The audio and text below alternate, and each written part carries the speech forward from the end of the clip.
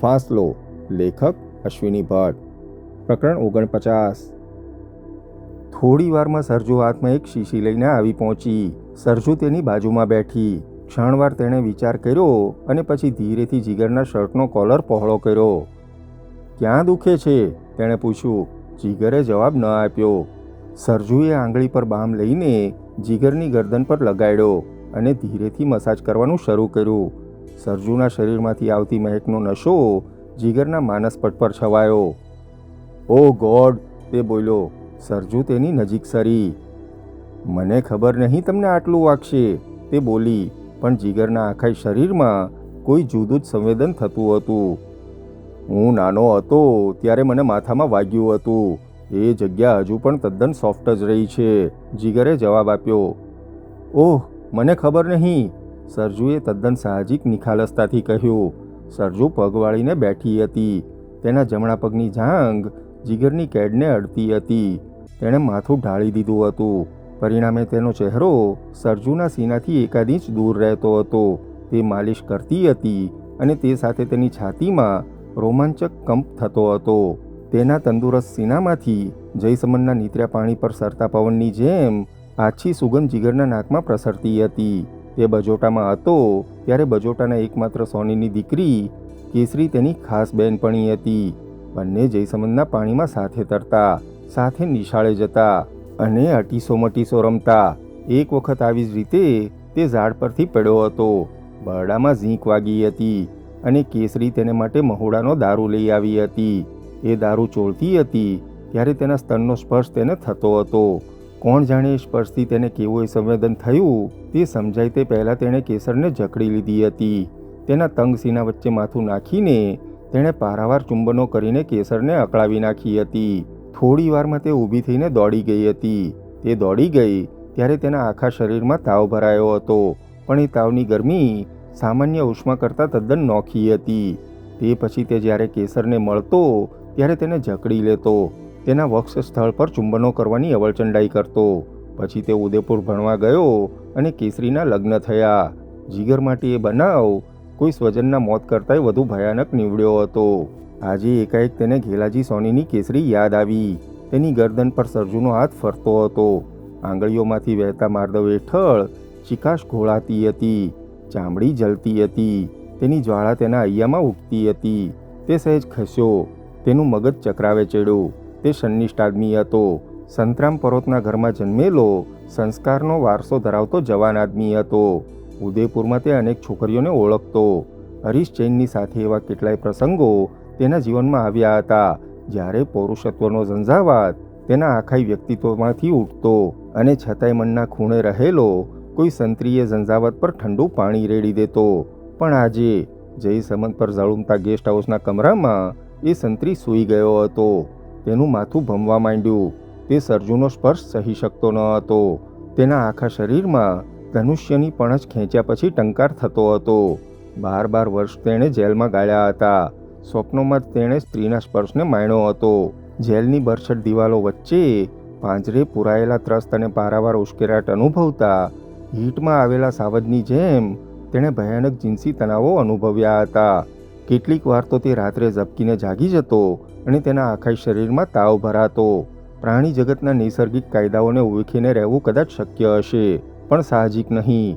બ્રહ્મચર્ય ઉમદા હશે કે નહીં તેની તેને ખબર ન હતી.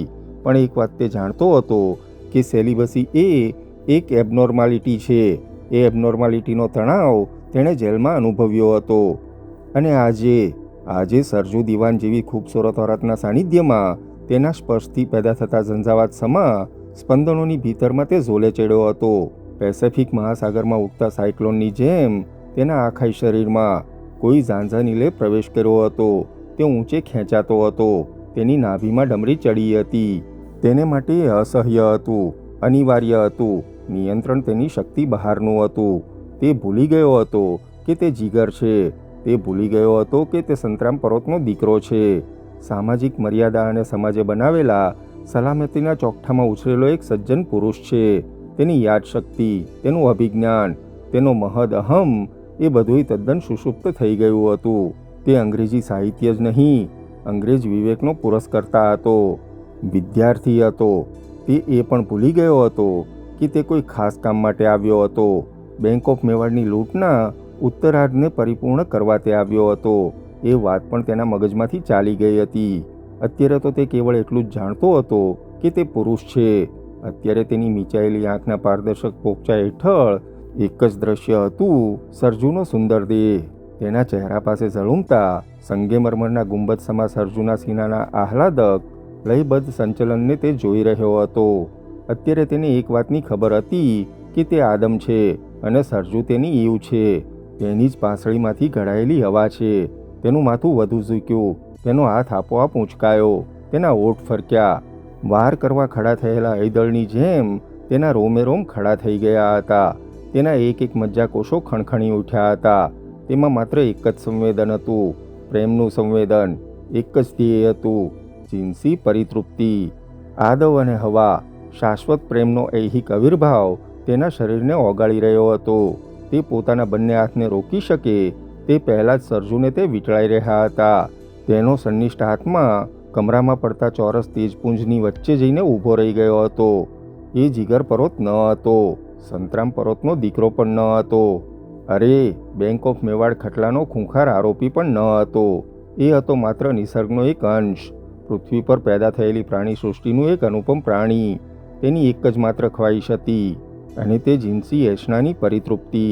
તે જયસમંદને કાંઠે ઊભેલી ઇમારતના એક કમરામાં પણ ન હતો, પરંતુ ઈડનમાં સ્વર્ગના બગીચામાં હતો, જ્યાં લીલી હરિયાળી ધરતી હતી, ખળખળ વહેતા ઝરણા હતા, ઝૂમતા મદમસ્ત વૃક્ષો હતા, પવનની લહેરખી સાથે લય મિલાવીને ડોલતા છોડવા હતા, ગીત ગાતા પંખીઓ હતા, ગૌરીવ્રત કરીને ઓઢણીના પાલવ ફેલાવીને દોડતી કન્યાઓની જેમ પાંખો ફફડાવતા પતંગિયા હતા, જ્યાં પથ્થરો ગાતા હતા અને પહાડીઓ હસતી હતી.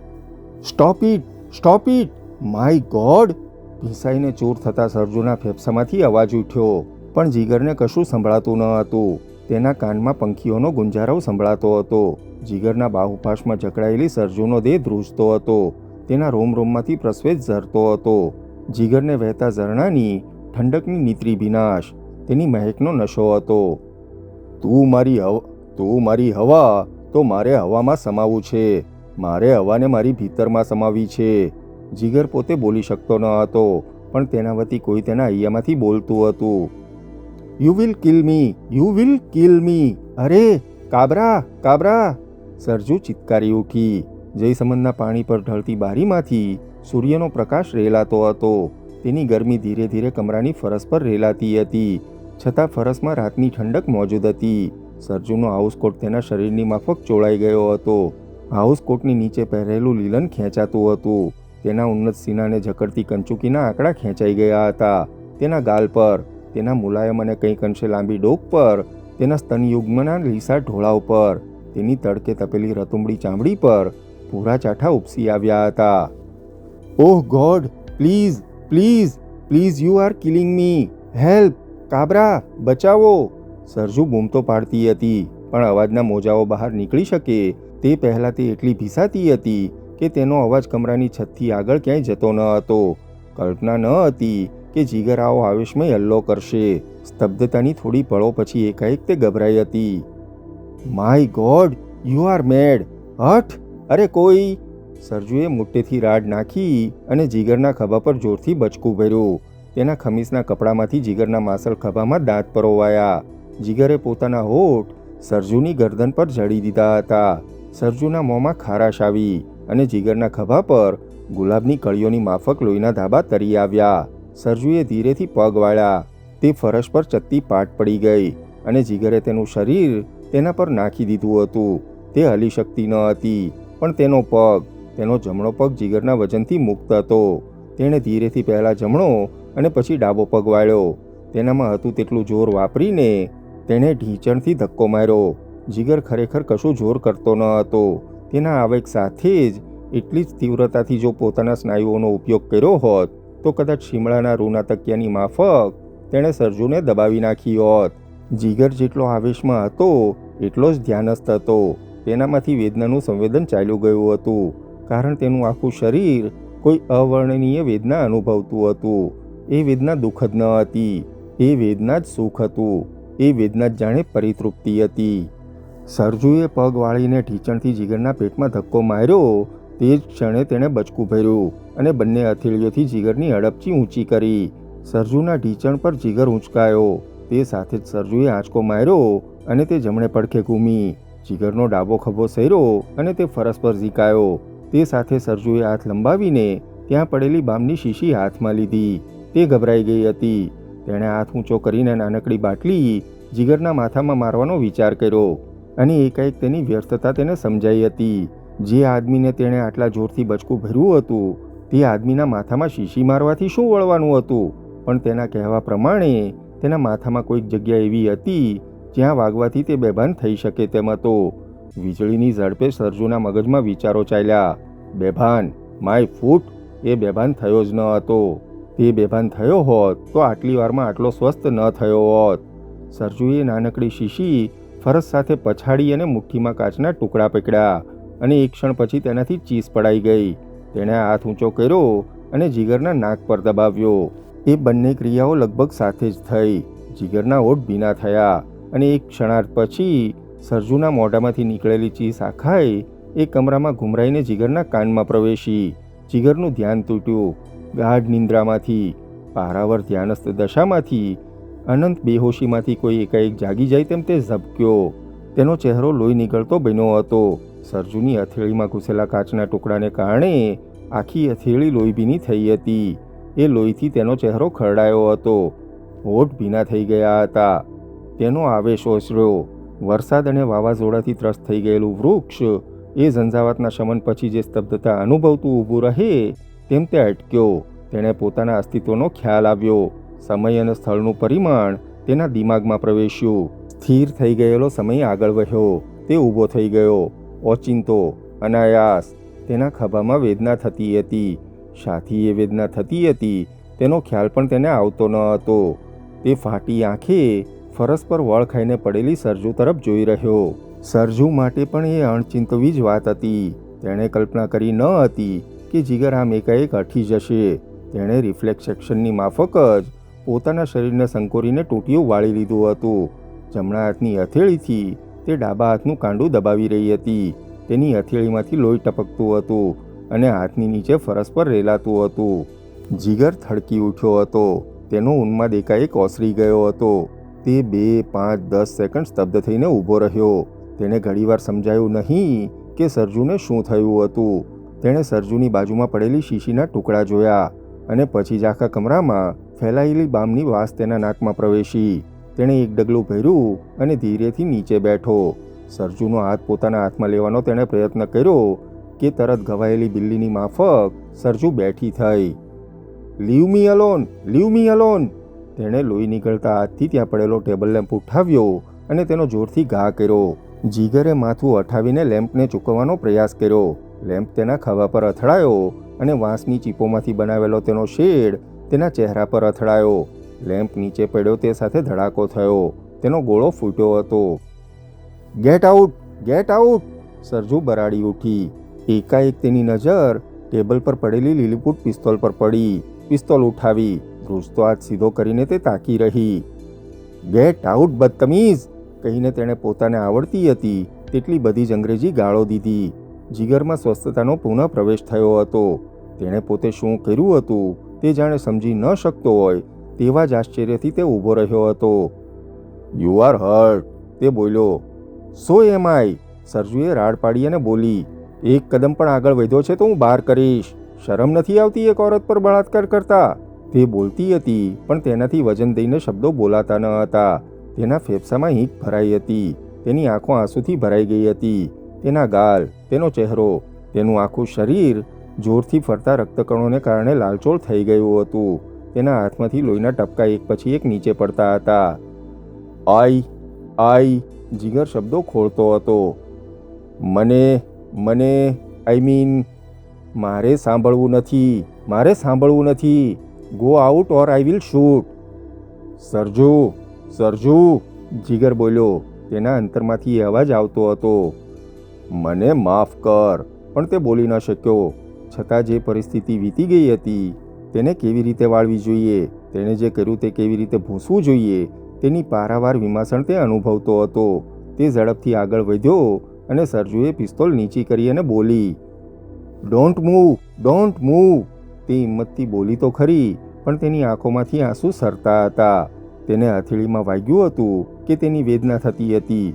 તેના એ આંસુ ન હતા, પણ એક હેવાનના બળાત્કારના પ્રયાસોમાંથી તે બાલ બચી હતી. તેની એ પ્રતિક્રિયા હતી. તેમાં ભય હતો, દર્દ હતું અને છુટકારાની આશ હતી. તેણે પિસ્તોલ નીચે નમાવી. તેનાથી અનાયાસ ટ્રિગર દબાઈ ગયો. ક્લિક અવાજ થયો, પણ ગોળી છૂટી નહીં. તેણે બીજો બાર કર્યો. ક્લિક. તે ચોંકી ઉઠી. તે પાછી હઠી. સોફાની પાછળ જઈને તે પિસ્તોલનું મેગેઝિન તપાસવા જતી હતી ત્યારે જીગરે કહ્યું, "તેમાં બુલેટ્સ નથી. બુલેટ્સ મેં કાઢી નાખી છે." સરજુ આશ્ચર્યથી તેની સામે જોઈ રહી. તેણે મેગેઝિન ખોલ્યું. પિસ્તોલ પર ચીકટો લાલ રંગ લાગતો હતો. "Yes, he was right. You scoundrel, you son of a bitch." તે બરાડી અને તેણે પિસ્તોલનો ઘા કર્યો. આટલા સમયમાં જીગર તદ્દન સ્વસ્થ થઈ ગયો હતો. તેને એમ લાગતું હતું કે જાણે તેના જીવનમાંથી 5-6 મિનિટો તદ્દન ગાયબ થઈ ગઈ હતી. જાણે કે તેનો આત્મા 5 મિનિટ માટે આ હાડકાનું પિંજર છોડીને ક્યાંક બહાર ફરી આવ્યો હતો. તે યાદ કરવા મથી રહ્યો હતો કે તેણે શું કર્યું. "તમારા હાથમાંથી." તેણે છૂટી પિસ્તોલનો ઘા આસાનીથી ચૂક્યો હતો. સામેની દિવાલ પર અથડાઈને પિસ્તોલ ફરસ પર પડી.